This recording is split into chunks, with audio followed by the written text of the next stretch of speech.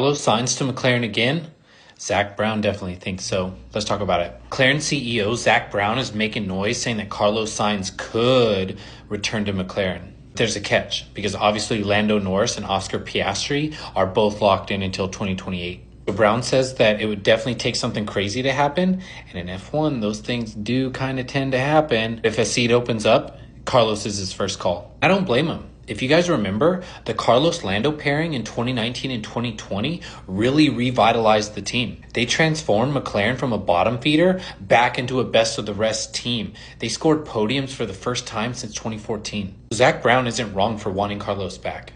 But obviously, Carlos has a deal of his own right now. He's locked in with Williams through the 2026 season. He says that scoring a podium for Williams would be his proudest moment in F1, which means a lot given his 4 wins and 27 career podiums. So what do you guys think? Will Carlos stay loyal to Williams, or would he jump ship to McLaren if they come knocking? Let me know.